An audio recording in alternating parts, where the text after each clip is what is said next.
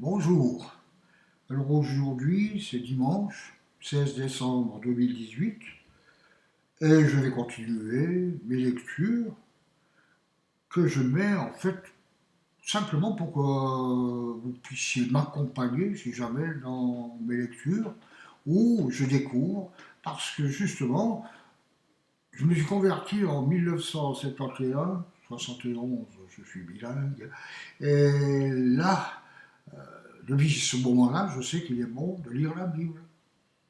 Seulement que j'ai passé beaucoup de temps à ne pas le faire. Même que j'avais peur parce que ça me culpabilisait et tout. Mais bon, il est bon de la lire chaque jour. Et ce que je fais maintenant, c'est que je l'ai fait publiquement sur YouTube. Alors, bien entendu, il y a longtemps que j'ai accumulé pas mal de choses et tout, mais malgré tout, j'apprends toujours. Je ne peux pas enseigner, j'ai pas, disons, cette fonction ou cette prétention. Et ça, je le dis souvent. Euh, mais bon, maintenant, je préfère reprendre cette fois au deuxième chapitre des Éphésiens, à partir du verset 11. Le thème, là, le sous-titre, c'est Juifs et non-juifs unis en Christ. C'est pourquoi, souvenez-vous qu'autrefois, vous étiez identifiés comme non-juifs dans votre corps, appelés incirconcis par ceux qui se disent circoncis et qui le sont dans leur corps par la main de l'homme.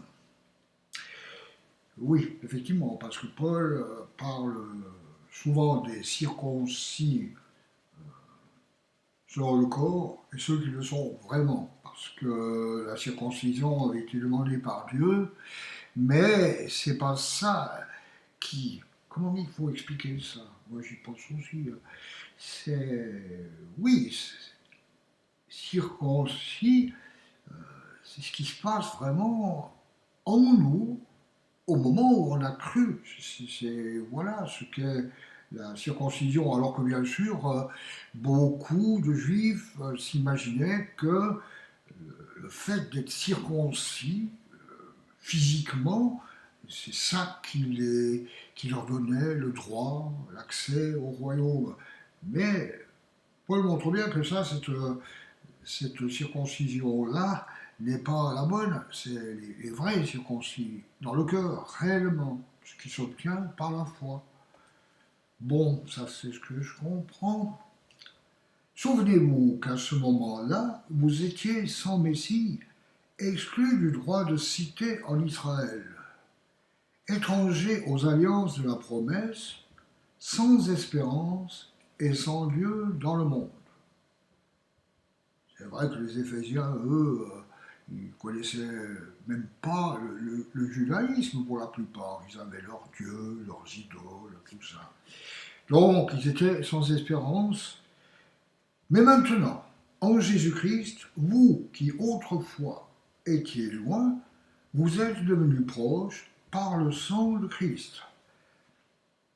Oui, c'est bel et bien par son sang versé qu'il nous a rachetés. En effet, il est notre paix, lui qui, des deux groupes, n'en a fait qu'un et qui a renversé le mur qui les séparait, la haine. Il y avait une haine, donc, je pense, entre les juifs et les étrangers. Oui, je ne suis pas sûr de ça, mais bon, je lis ça. Par sa mort, il a rendu sans effet la loi avec ses commandements et leurs règles, afin de créer en lui-même un seul homme nouveau à partir des deux, établissant ainsi la paix. Il a voulu les réconcilier l'un et l'autre avec Dieu en les réunissant dans un seul corps au moyen de la croix, en détruisant par elle la haine. Il est venu annoncer la paix à vous qui étiez loin, les Éphésiens, les Grecs, tous les autres, hein, à vous qui étiez loin, et à ceux qui étaient près. c'est-à-dire les Juifs, eh bien eux aussi, il est venu annoncer la paix. À travers lui, en effet, nous avons les uns et les autres accès auprès du Père par le même esprit. Ainsi donc, vous n'êtes plus des étrangers, ni des résidents temporaires, vous êtes au contraire concitoyens des saints, membres de la famille de Dieu. Et vous avez été édifiés sur le fondement des apôtres et prophètes, Jésus-Christ lui-même étant la pierre angulaire, la pierre qui permet vraiment que l'édifice tienne. Jésus est vraiment au centre de tout ça. C'est en lui que tout l'édifice, bien coordonné, s'élève pour être un temple saint dans le Seigneur. C'est en lui que vous aussi vous êtes édifiés avec eux pour former une habitation de Dieu en esprit.